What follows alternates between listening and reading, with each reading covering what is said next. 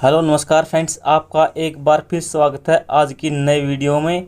अध्याय नंबर 10 नए साम्राज्य और राज्य, कक्षा 6 NCERT पाठ्य पुस्तक। चलिए फ्रेंड्स, आज की वीडियो शुरू करते हैं। क्या बताती हैं परिस्थितियाँ? जो परिस्थितियाँ होती हैं क्या होती हैं? प्रशंसा पत्र होते हैं, प्रशंसा अभिलेख होते हैं। दरअसल अरविंद गुप्त वंश के प्रसिद्ध राजा समुद्रगुप्त की भूमिका अदा करने जा रहा है। लेकिन अरविंद नामक कोई व्यक्ति है और गुप्त वंश के प्रसिद्ध राजा, गुप्त वंश का सबसे प्रसिद्ध राजा कौन हुए हैं? समुद्रगुप्त की भूमिका अदा करने जा रहा है। समुद्रगुप्त के बारे में इलाहाबाद में अशोक स्तंभ पर खुदे हुए लंबे अभिलेख से पता चलता है। इसकी रचना समुद्रगुप्त के दरबार में कवि व मंत्री थे हरिसेन एक काव्य के रूप में की थी। समुद्रगुप्त का अभिलेख कहाँ से मिला है? इलाहाबाद से मिला है। अशोक स्तंभ पर खुदे हुए, यानी अशोक ने तो उसको लगवाया था, बनवाया था स्तंभ को, लेकिन उसी के ऊपर समुद्रगुप्त के बारे में भी लिखवाया गया है। इसने लिखा, ये हरिसेन ने लिखा। हरिसेन कौन थे? समुद्रगुप्त के कवि भी थे और मंत्री भी थे। काव्य के रूप में लिखा गया है। यह एक विशेष किस्म का अभिलेख है जिसे प्रशस्ति कहते हैं। यह एक संस्कृत शब्द है जिसका अर्थ होता है प्रशंसा। प्रशस्ति का अर्थ क्या होता है? प्रशंसा। प्रशस्तियाँ लिखने का प्रचलन पहले भी था। अध्याय 9 में हमने पढ़ा था गौतमी पुत्र सतकर्णी की प्रशस्ति के बारे में, परंतु गुप्त काल में इनका महत्व और अधिक बढ़ गया था। समुद्रगुप्त की प्रशस्ति, आओ देखें समुद्रगुप्त की प्रशस्ति में हमें क्या बताती है। कवि ने इसमें राजा को एक योद्धा, युद्धों को जीतने वाले राजा, विद्वान, एक उत्कृष्ट कवि के रूप में भरपूर प्रशंसा की है। हरिसेन ने समुद्रगुप्त की इसमें पूरी प्रशंसा की है कि वो महान योद्धा है, वो विश्व विजेता है, वो महान विद्वान है, एक उत्कृष्ट योग्य कवि है। उसकी भरपूर प्रशंसा की सभी प्रकार से, यहाँ तक कि उसे ईश्वर के बराबर बताया है। ईश्वर के बराबर किसको बताया? समुद्रगुप्त को, यानी बढ़ा चढ़ाकर प्रशंसा की गई है। प्रशस्ति में लंबे से लंबे वाक्य दिए गए हैं। इसमें लंबे लंबे वाक्य दिए गए हैं। यहाँ वैसे ही एक वाक्य का अंश दिया गया है। योद्धा समुद्रगुप्त, जिनका शरीर युद्ध मैदान में कुठारों, कुल्हाड़ियों, तीरों, भालों, बरछों, तलवारों, लोहे की गदाओं, नुकीले तीरों, अन्य सैकड़ों हथियारों से लगे घाव के दाग से भरे होने के कारण अत्यंत सुंदर दिखाई देता है। हरिसेन 4 विभिन्न प्रकार के राजाओं और उनके प्रति समुद्रगुप्त की नीतियों का वर्णन किया है। मानचित्र में हरे रंग का क्षेत्र आर्यावर्त के 9 शासकों का है। मानचित्र में हरे रंग से दिखाया गया है जो आर्यावर्त के शासक हैं, 9 शासकों का, जिन्हें समुद्रगुप्त ने हराकर उनके राज्य को अपने साम्राज्य में मिला लिया था। यानी आर्यावर्त के 9 राजाओं को समुद्रगुप्त ने एक साथ हराया था। इसके बाद दक्षिणापथ के 12 शासक थे। दक्षिणापथ में 12 शासक थे। इनमें से कुछ की राजधानियों को दिखाने के लिए मानचित्र पर लाल बिंदु दिए हैं। इन सबको समुद्रगुप्त ने हराया था और उसके सामने आत्मसमर्पण कर दिया था। समुद्रगुप्त ने उन्हें फिर से शासन करने की अनुमति दे दी थी, यानी इनको भी समुद्रगुप्त ने हरा दिया था। पड़ोसी देशों की आंतरिक घेरा बैंगनी रंग से दर्शाया गया है। इसमें असम, तटीय बंगाल, नेपाल, उत्तर पश्चिम के कई गण संघ आते हैं। ये समुद्रगुप्त के लिए उपहार लाते थे, उनकी आज्ञाओं का पालन करते थे, उनके दरबार में उपस्थित हुआ करते थे। बहारा इलाके के शासक जिन्हें नीले रंग से रंगा गया है संबोधक कुषाण तथा शक हैं। इसमें श्रीलंका के शासक भी थे। इन्होंने समुद्रगुप्त की अधीनता स्वीकार की और अपनी पुत्रियों का विवाह किसके? समुद्रगुप्त के साथ किया। इलाहाबाद का पुराना नाम क्या था? मानचित्र में प्रयाग। इलाहाबाद का पुराना नाम क्या? प्रयाग। उज्जैन, पाटलिपुत्र, पटना। पाटलिपुत्र को पटना कहा गया है। ये गुप्त शासन के महत्वपूर्ण केंद्र थे।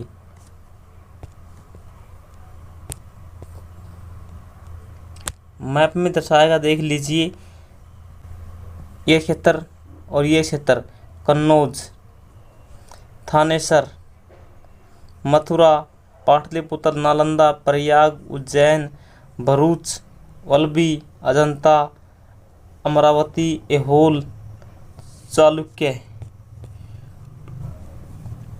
इन दोनों सिक्कों पर समुद्रगुप्त को वीणा बजाते हुए दिखाया गया है, यानी वो वीणा या संगीत के प्रेमी थे। वंशावलियाँ अधिकांश परिस्थितियाँ शासकों के पूर्वजों के बारे में बताती हैं। ये शासक है जो उनके पूर्वज हैं उनकी प्रशंसा के बारे में बताती हैं। अभिलेख हैं, शिलालेख हैं सभी। यह परिस्थिति भी समुद्रगुप्त के पितामह यानी उनके परदादा, दादा, पिता और माता के बारे में बताती हैं। उनकी माँ कुमार देवी। समुद्रगुप्त की माँ का नाम क्या था? कुमार देवी। लिच्छवी गण की थी। समुद्रगुप्त की माँ लिच्छवी वंश की थी। नाम क्या था? कुमार देवी। उनके पिता का नाम चंद्रगुप्त, गुप्त वंश के पहले शासक थे। समुद्रगुप्त के पिता का नाम चंद्रगुप्त था, जो गुप्त वंश के पहले शासक थे, जिन्होंने महाधिराज की बड़ी उपाधि धारण की थी। समुद्रगुप्त ने भी यह उपाधि धारण की थी, कौन सी? महाधिराज की। लेकिन गुप्त वंश में सबसे पहले उपाधि चंद्रगुप्त ने धारण की थी। उनके दादा परदादा महाराज के रूप में उल्लेख किया है। जो समुद्रगुप्त के दादा और परदादा हुए हैं वो क्या थे? केवल महाराज थे।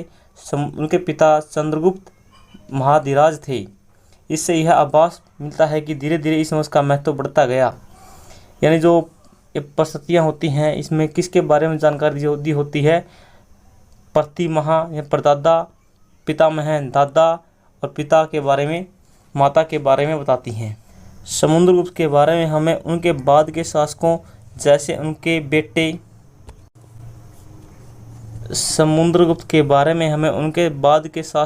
उनके बेटे चंद्रगुप्त द्वितीय की वंशावली, चंद्रगुप्त द्वितीय उसकी वंशावली, इन पूर्वजों की सूची से भी जानकारी मिलती है। उनके बारे में अभिलेखों, सिक्कों से पता चलता है। उनकी पश्चिम भारत में सैन्य अभियान में अंतिम शक शासक को परास्त किया था। उन्होंने पश्चिम भारत में सैन्य अभियान में अंतिम शक शासक को पराजित किया था। बाद में ऐसा विश्वास किया जाने लगा कि उनका दरबार विद्वानों से भर गया था। इनमें से कुछ के बारे में अध्याय 11 में दिए हैं। विक्रम संवत 58 ईसा पूर्व में प्रारंभ होने वाले विक्रम संवत का प्रारंभ कब हुआ था? 58 ईसा पूर्व में हुआ था। को परंपरागत रूप से गुप्त राजा चंद्रगुप्त द्वितीय के नाम से जोड़ा गया है। चंद्रगुप्त द्वितीय के नाम से विक्रम संवत को जोड़ा गया है और ऐसा कहा जाता है कि उन्होंने शकों पर विजय के प्रतीक के रूप में इस संवत की स्थापना की थी। विक्रम संवत की स्थापना शकों को हराने के बाद चंद्रगुप्त द्वितीय ने शुरुआत की थी और विक्रमादित्य की उपाधि धारण की थी चंद्रगुप्त द्वितीय ने। यानी विक्रम संवत किसने शुरू किया था? चंद्रगुप्त द्वितीय ने शुरू किया था 58 ईसा पूर्व में। किनको हराया था? शकों को हराने के बाद। और उपाधि कौन सी धारण की थी? विक्रमादित्य की उपाधि धारण की थी। विक्रमादित्य बन गए थे चंद्रगुप्त द्वितीय शकों को हराने के बाद। और 58 ईसा पूर्व की बात है और उन्होंने कौन सी परंपरा चलाई थी? विक्रम संवत चला था वीर विक्रमादित्य की उपाधि धारण करने के बाद। हर्षवर्धन तथा हर्षचरित। जिस तरह गुप्त वंश के शासकों के बारे में अभिलेखों, सिक्कों से पता चलता है उसी तरह अन्य शासकों के बारे में उनकी जीवनी से पता चलता है। ऐसे ही एक राजा हुए हर्षवर्धन, जिन्होंने करीब 1400 साल पहले शासन किया था। 1400 साल पहले शासन किया था। उनके दरबारी कवि बाणभट्ट। 1400 साल पहले हर्षवर्धन का शासनकाल था। उनके दरबारी कवि कौन थे? बाणभट्ट थे।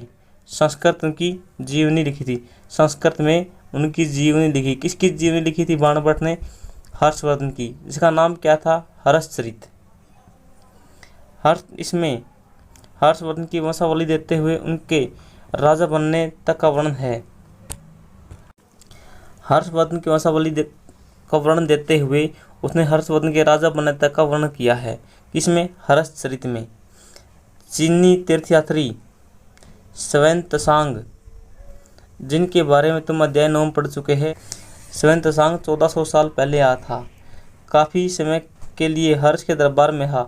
जो स्वयं था काफ़ी समय तक हर्ष के दरबार में रहा। उन्होंने वहाँ जो कुछ देखा उसका विस्तृत वर्णन भी दिया। हर्ष अपने पिता के सबसे बड़े बेटे नहीं थे, पर अपने पिता और बड़े भाई की मृत्यु के बाद थानेसर के राजा बने।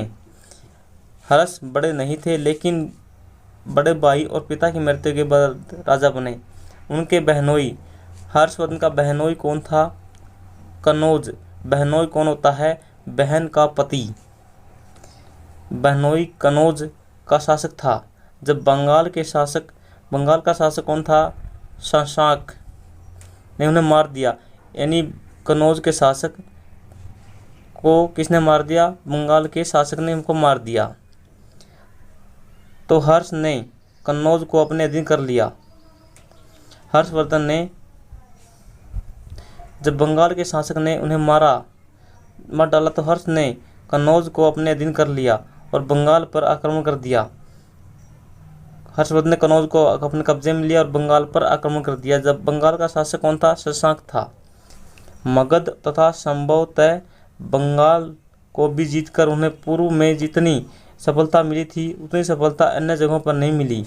ये बंगाल को जीतकर उसने पूर्व में बहुत अधिक सफलता प्राप्त की थी। हर्षवर्धन को सबसे अधिक सफलता कहाँ पर मिली थी? पूर्व में मिली थी, विशेषकर बंगाल को जीतने के बाद। मगध को भी हरा दिया था। जब उन्होंने नर्मदा नदी को पार कर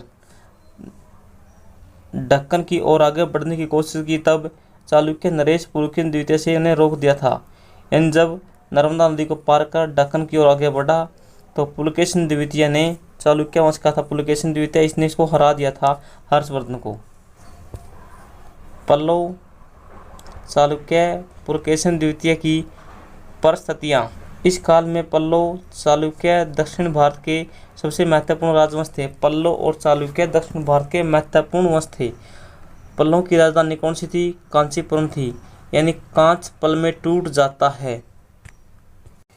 यह राजधानी याद करने की ट्रिक है, कांच पल में टूट जाता है। आसपास के क्षेत्र जैसे कावेरी नदी के डेल्टा तक फैला था। पल्लवों का राज कावेरी के डेल्टा तक फैला था। कावेरी का डेल्टा सबसे उपजाऊ मैदान है दक्षिण भारत में। जबकि चालुक्यों का राज्य कृष्णा और तुंगभद्रा नदियों के बीच था। यानी चालुक्य कहाँ थे? कृष्णा और तुंगभद्रा नदियों के आसपास थे, यानी कर्नाटक आंध्र प्रदेश में फैले थे। चालुक्यों की राजधानी ऐहोल थी। चालू होल में गया याद रखेंगे। यह एक प्रमुख व्यापारिक केंद्र था। जो है ऐहोल था, एक प्रमुख व्यापारिक केंद्र था। धीरे धीरे यह एक धार्मिक केंद्र बन गया था। व्यापारिक केंद्र, धार्मिक केंद्र। चालुक्यों की राजधानी ऐहोल था। पल्लव और चालुक्य एक दूसरे की सीमाओं का अतिक्रमण करते थे। यानी पल्लव और चालुक्य एक दूसरे की सीमा पर आक्रमण करते रहते थे और इनको छीनते रहते थे। यानी सीमाएं लगातार बदलती रहती थी। मुख्य रूप से राजधानियों को निशाना बनाया जाता था। जब यह आक्रमण करते थे दोनों के दोनों, पल्लव और चालुक्य, तो राजधानियों को निशाना बनाते थे। पुलकेशिन द्वितीय सबसे प्रसिद्ध शासक थे। जो चालुक्य है, चालुक्यों के सबसे प्रसिद्ध शासक कौन थे? पुलकेशिन द्वितीय थे। इसकी राजधानी कौन सी थी? ऐहोल। चालुक्य चालू होल में गया। उनके बारे में हमें, उनके दरबारी कवि, पुलकेशिन द्वितीय के दरबारी कवि कौन थे? रवि कृति द्वारा रचित परिस्थिति में पता चलता है। यानी प्रशंसा पत्र लिखा गया था पुलकेशिन द्वितीय का, किसके द्वारा? रवि कृति के द्वारा। और समुद्रगुप्त का किसने लिखा था? हरिसेन ने लिखा था। पुलकेशिन द्वितीय का किसने लिखा? रवि कृति ने लिखा। इसमें उनके पूर्वजों, खास तौर पर पिछली 4 पीढ़ियों के बारे में बताया गया है। जो परिस्थिति है रवि कृति ने लिखी पुलकेशिन द्वितीय की, इसमें जो पुलकेशिन द्वितीय हुए हैं उसकी 4 पीढ़ियों का वर्णन है। पुलकेशिन द्वितीय को अपने चाचा से यह राज्य मिला था। पुलकेशिन द्वितीय को राज्य किससे मिला था? अपने चाचा से मिला था। रवि कृति के अनुसार उन्होंने पूर्व तथा पश्चिम दोनों समुद्री तटीय इलाकों में अपने अभियान चलाए थे। रवि कृति के अनुसार पूर्व पश्चिम दोनों समुद्री तटीय इलाकों पर अभियान चलाए थे। किसने? पुलकेशिन द्वितीय ने। इसके अतिरिक्त उन्होंने हर्ष को भी आगे बढ़ने से रोका था, बिल्कुल रोका था। हर्ष का अर्थ होता है आनंद, हर्षवर्धन था, हर्ष का अर्थ क्या था? आनंद। कवि का कहना है कि इस पराजय के बाद हर्ष अब हर्ष नहीं रहा। रवि कृति का कहना था कि इस पराजय के बाद अब हर्ष हर्ष नहीं रहा था। पुलकेशिन द्वितीय ने पल्लव राजा के ऊपर आक्रमण किया, जिसे कांचीपुरम की दीवार के पीछे शरण लेनी पड़ी थी। पुलकेशिन द्वितीय ने पल्लव राजा पर आक्रमण कर दिया और जो कांचीपुरम की दीवार थी उसके पीछे छुपना पड़ा था इस राजा को, इसको पल्लव राजा को। पर चालुक्यों की विजय अल्पकालीन थी। जो चालुक्यों ने विजय प्राप्त की थी वो केवल कुछ ही समय के लिए थी। लड़ाई से दोनों वंश दुर्बल हो गए। कौन से?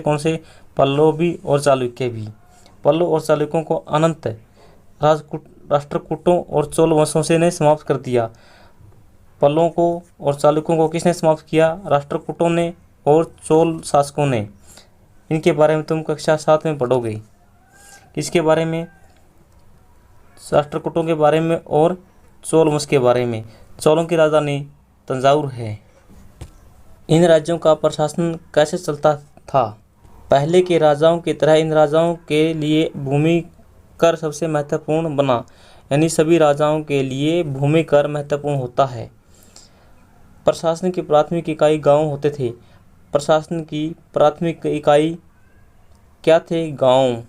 लेकिन धीरे धीरे कई नए बदलाव आए। राजाओं ने आर्थिक, सामाजिक, राजनीतिक, सैनिक शक्ति रखने वाले लोगों को समर्थन जुटाने के लिए कई कदम उठाए। उदाहरण के लिए कुछ महत्वपूर्ण प्रशासकीय पद आनुवंशिक बन गए, अर्थात बेटे अपने पिता का पद पाते थे। जैसे कवि हर्षेण ने अपने पिता की तरह महादंडनायक अर्थात मुख्य न्यायाधिकारी थे।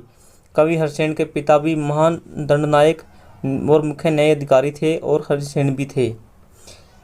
ये होता है आनुवंशिक, यानी पिता के पद को पुत्र द्वारा प्राप्त करना। कभी कभी एक ही व्यक्ति कई पदों पर कार्य करता था। जैसे हरिसेन एक महान दंडनायक होने के साथ साथ कुमारमात्य अर्थात एक महत्वपूर्ण मंत्री भी थे। कभी कभी एक ही व्यक्ति कई पदों पर कार्य करता था। जैसे हरिसेन एक महान दंडनायक होने के साथ साथ कुमारमात्य अर्थात एक महत्वपूर्ण मंत्री था तथा संधि विग्रह यानी युद्ध और शांति के विषयों का मंत्री भी था। यानी एक व्यक्ति के पास कई मंत्रालय होते थे। हरिसेन के पास कौन से मंत्रालय थे? महान दंडनायक का, कुमारमात्यम का यानी महत्वपूर्ण मंत्री, कौन सा था? संधि और विग्रह का, यानी किसके साथ युद्ध करना है, किसके साथ शांति करनी है, इस विषयों का मंत्री था। संभवतः वहाँ के स्थानीय प्रशासन में महत्वपूर्ण व्यक्तियों का बहुल बोलबाला था। इनमें नगर श्रेष्ठी यानी प्रमुख बैंकर या शहर का व्यापारी, शर्तवाह यानी व्यापारियों का काफिले का नेता, प्रथम कुलिक अर्थात मुख्य शिल्पकार तथा कायस्थनों लिपिकों के प्रधान जैसे लोग होते थे। इस तरह की नीतियाँ कुछ हद तक प्रभावशाली होती थी, पर समय के साथ साथ इनमें भी कुछ व्यक्ति इतने शक्तिशाली हो जाते थे कि अपना स्वतंत्र राज्य स्थापित कर लेते थे। एक नए प्रकार की सेना। कुछ राजा अभी पुराने राजाओं की तरह सुसंगठित सेना रखते थे, जिनमें हाथी, रथ, घुड़सवार, पैदल सिपाही होते थे। पर इसके साथ साथ कुछ सेना नायक भी होते थे जो आवश्यकता पड़ने पर राजा को सैनिक सहायता देते थे। सेना नायक कौन होता है? जो आवश्यकता पड़ने पर राजा को सैनिक सहायता दे। इन सेना नायकों को कोई नियमित वेतन नहीं दिया जाता था। बदले में इनमें से कुछ को भूमि दान दिया जाता था। दी गई भूमि ये कर वसूलते थे, जिससे वे सेना तथा घोड़ों की देखभाल करते थे। साथ ही वे युद्ध के लिए हथियार जुटाते थे। जो सेना नायक होते थे युद्ध के लिए हथियार जुटाते थे, सेना रखते थे, घोड़े रखते थे और अपने पास जो भूमि होती थी उस भूमि से टैक्स वसूलते थे। इस तरह के व्यक्ति सामंत कहलाते थे। सामंत कौन से व्यक्ति होते थे? आसपास के क्षेत्र में बहुत ही तगड़ा मजबूत व्यक्ति शक्तिशाली होता था, जिसके पास सेना होती थी, घोड़े होते थे, बहुत अधिक भूमि होती थी, भूमि से टैक्स वसूलता था। जहाँ कहीं भी शासक दुर्बल होते थे, सामंत समर्थ होने का कोशिश करते थे। यानी सामंत एक प्रकार के स्वतंत्र शासक ही होते थे। दक्षिण के राज्यों में सभाएं। पल्लवों के अभिलेखों में कई स्थानीय सभाओं की चर्चा है। इनमें एक था ब्राह्मण भूस्वामियों का संगठन, जिसे सभा कहा जाता था। पल्लवों के अभिलेखों से हमें पता चलता है कि वहाँ पर सभाएं थी चर्चा करने के लिए। जो ब्राह्मण होते थे और भूस्वामियों का संगठन थे, उन्हें सभा कहा जाता है। ये सभाएं उप सभा समितियाँ के जरिए सिंचाई, खेती बाड़ी से जुड़े काम, सड़क निर्माण, स्थानीय मंदिरों की देखरेख का काम करते थे। यानी ब्राह्मण भूस्वामियों का संगठन होता था सभा, जो अनेक काम देखती थी। कौन से वो देखती थी? सिंचाई, खेती बाड़ी, सड़क निर्माण, स्थानीय मंदिरों की देखभाल के कार्य देखती थी। जिन इलाकों में भूस्वामी ब्राह्मण नहीं थे, वहाँ उर नामक ग्राम सभा के होने की बात कही गई है। जहाँ भूस्वामी ब्राह्मण नहीं थे, वहाँ पर उर नामक ग्राम सभा होती थी, जो ये सब काम देखती थी। नगरम व्यापारियों का एक संगठन था। नगरम क्या था? व्यापारियों का एक संगठन था। संभवतः इन सभाओं पर धनी तथा शक्तिशाली भूस्वामी व्यापारियों का नियंत्रण होता था। जो ये सभाएं थी, इन सभाओं पर धनी व्यक्तियों का, भूस्वामियों का, व्यापारियों का कंट्रोल होता था। इनमें से बहुत सी सभाएं शताब्दियों तक काम करती रही। कहाँ की बात है? ये दक्षिण भारत की बात है। उस जमाने में आम लोग, जनसाधारण के जीवन की थोड़ी बहुत झलक हमें नाटकों, कुछ अन्य स्रोतों से मिलती है।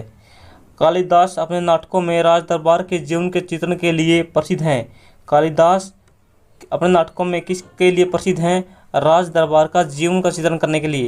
यानी राज दरबार का जीवन का चित्रण करने के लिए नाटकों में कालिदास प्रसिद्ध हैं। इन नाटकों में एक रोचक बात यह है कि राजा और अधिकांश ब्राह्मणों को संस्कृत बोलते हुए दिखाया गया है। राजा और अधिकांश ब्राह्मणों को संस्कृत बोलते हुए दिखाया गया है, जबकि अन्य लोग तथा महिलाएं प्राकृत भाषा बोलते हैं। राजा और ब्राह्मण लोग संस्कृत बोलते थे और अन्य लोग क्या बोलते थे? प्राकृत भाषा बोलते थे। ऐसा किसने दिखाया है? कालिदास ने अपने नाटकों में दिखाया है। उनका सबसे प्रसिद्ध नाटक अभिज्ञान शाकुंतलम दुष्यंत नामक एक राजा और शकुंतला नामक एक युवती प्रेमी कहानी है। ये किसका नाटक है? अभिज्ञान शाकुंतलम कालिदास का नाटक है।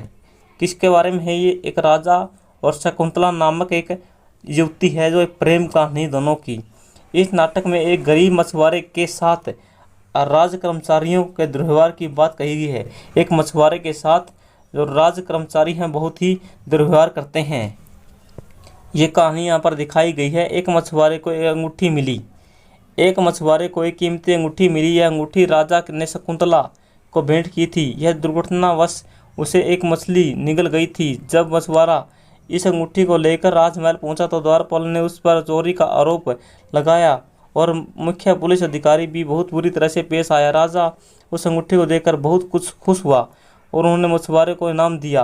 पुलिस वाले और द्वारपाल मछुआरों से इनाम का कुछ हिस्सा हड़पने के लिए उसके साथ साथ शराब खाने तक चले गए। यह पूरी कहानी आप संस्कृत में पढ़ सकते हैं। संस्कृत में पूरी कहानी दी गई है। चीनी तीर्थयात्री फा शियेन किसके काल में आए थे? हर्षवर्धन के काल में आया था। का ध्यान उन लोगों की दुर्गति पर भी गया जिन्हें ऊंचे और शक्तिशाली लोग अछूत मानते थे। ऊंचे और शक्तिशाली लोग अछूत मानते थे। इन्हें शहरों के बाहर रहना पड़ता था। यानी जो निम्न जाति के लोग थे, उनको अछूत माना जाता था। गाँव या शहरों से बाहर रहते थे वो लोग।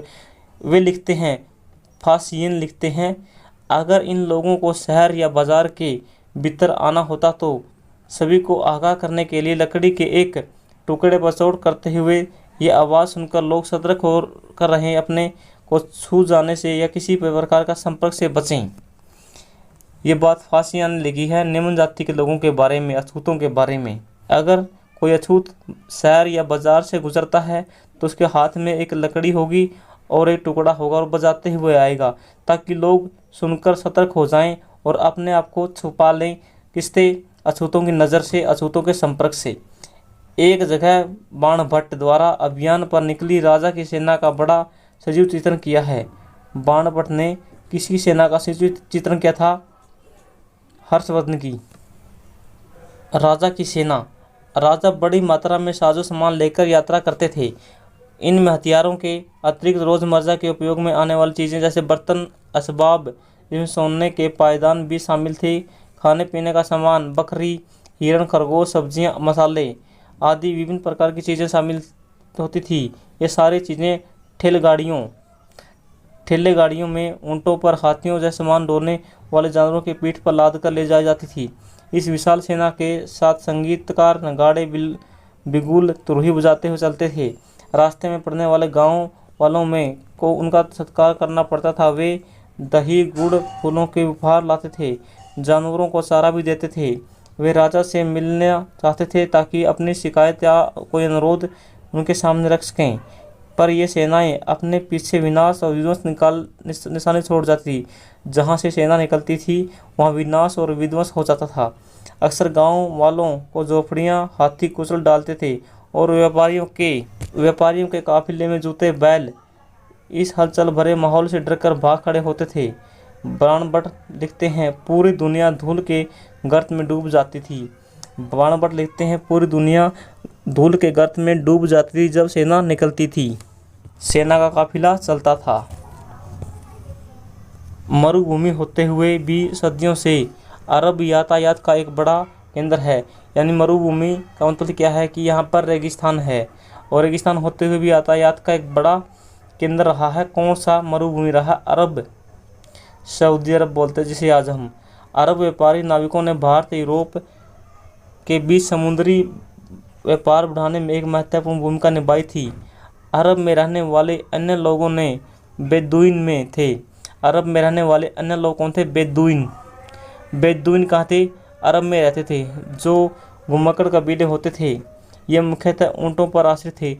जो बेदुइन थे अरब में, ये किस पर आश्रित थे? ऊँटों पर थे। घुमक्कड़ कबीले थे, क्योंकि यह एक ऐसा मजबूत जानवर था जो मरुभूमि में स्वस्थ रह सकता था। ऊँट ही केवल मरुभूमि में स्वस्थ रह सकता है।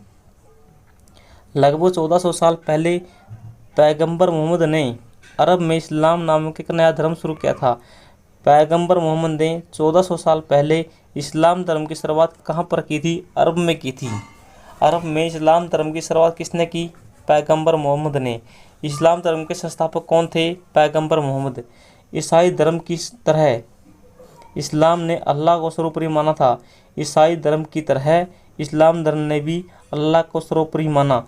ईसाई धर्म और इस्लाम धर्म दोनों के दोनों किसको सर्वोपरि मानते हैं? अल्लाह को मानते हैं।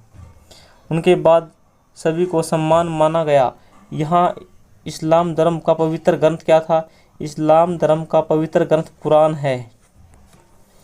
मुसलमान स्त्रियों और पुरुषों के लिए, विश्वास रखने वाले स्त्रियों पुरुषों के लिए, भगत स्त्रियों पुरुषों के लिए, सच्चे स्त्रियों पुरुषों के लिए, धैर्यवान स्थिरमन स्त्रियों पुरुषों के लिए, दान देने वाले स्त्रियों महिला पुरुषों के लिए, उपवास रखने वाले स्त्रियों पुरुषों के लिए, अपनी पवित्रता बनाए रखने स्त्री पुरुषों के लिए। अल्लाह को हमेशा याद रखना चाहिए, स्त्री पुरुषों के अल्लाह ने इन सब के लिए अक्षमा पुरस्कार रखा है। अगले 100 सालों के दौरान इस्लाम उत्तरी अफ्रीका, स्पेन, ईरान, भारत में फैल गया था। अरब नाविक जो उपमहाद्वीप की तटीय बस्तियों से पहले परिचित थे, अब अपने साथ इस नए धर्म को भी ले गए। अरब के सिपाहियों ने करीब 1300 साल पहले सिंध, आज के पाकिस्तान में को जीत लिया। ये लेसन यहीं पर समाप्त होता है। चलिए इस लेसन के हम अभ्यास के प्रश्न करते हैं, लेकिन अभ्यास के प्रश्न करने से पहले आप वीडियो को लाइक कर दें और चैनल को सब्सक्राइब करें। वीडियो को अपने बाकी दोस्तों के पास शेयर करें और कमेंट में ये ज़रूर बताएं आपको वीडियो कैसी लगी। महत्वपूर्ण तिथियां दी गई हैं। गुप्त वंश की शुरुआत 1700 साल पहले, हर्षवर्धन का शासनकाल 1400 साल पहले। सही गलत बताओ। हरिसेन ने गौतमीपुत्र सातकर्णी की प्रशंसा पत्र लिखा, गलत है ये। हरिसेन ने किसका लिखा था? समुद्रगुप्त का इलाहाबाद प्रशस्ति पत्र लिखा था। आर्यावर्त के शासक समुद्रगुप्त के लिए भेंट लाते थे, गलत है। आर्यावर्त के साम्राज्य को समुद्र ने अपने साम्राज्य में मिला लिया था। दक्षिणापथ के 12 शासक थे, बिल्कुल सही है। गुप्त शासकों के नियंत्रण में दो महत्वपूर्ण केंद्र थे, तक्षशिला और मदुरई। गलत है ये तो किसके समय में थे? ऐहोल पल्लवों की कैपिटल थी। गलत है ये। ऐहोलों की कैपिटल किसकी थी? ऐहोल थी चालुक्यों की, और पल्लवों की कैपिटल थी कांचीपुरम। पल में कांच टूट जाता है। ऐहोल होल में कौन गया? चालू गया। दक्षिण भारत में स्थानीय सभाएं सदियों तक चलती रही। बिल्कुल सही है ये भी। ऐसे 3 लेखों के नाम बताओ जिन्होंने हर्षवर्धन के बारे में लिखा। नंबर 1 बाणभट्ट, इसके दरबारी कवि थे। दूसरे रवि कीर्ति। रवि कीर्ति ने पुलकेशिन द्वितीय के बारे में लिखा है, लेकिन उसने हर्षवर्धन का वर्णन भी किया है। उसने ये बताया था कि हर्ष अब हर्ष नहीं रहा है, क्योंकि पुलकेशिन द्वितीय ने उसको हरा दिया है। और तीसरा कौन था? चीनी यात्री आया था, श्वेत सांग। किसके काल में आया था? हर्षवर्धन के काल में आया था। उसने हर्षवर्धन के बारे में लिखा है। इस युग में सैन्य संगठन में क्या बदलाव आए? राजा एक सुसंगठित सेना रखने लगे थे। हाथी, रथ, घुड़सवार, पैदल सिपाही होते थे। वे सेना नायक भी रखते थे, जो आवश्यकता पड़ने पर राजा को सैनिक सहायता देते थे। इन सेना नायकों को कोई नियमित वेतन नहीं था। इन्हें भूमि दान में दी जाती थी। वे दी गई भूमि से कर वसूलते थे, सेना रखते थे, घोड़ों की देखभाल करते थे। ये सेनानायक सामंत कहलाते थे। जहाँ कहीं भी शासक दुर्बल होते थे तो सामंत स्वतंत्र होने की कोशिश करते थे। ये लेसन यहीं पर कंप्लीट होता है। आप सभी को जय हिंद, भारत माता की जय।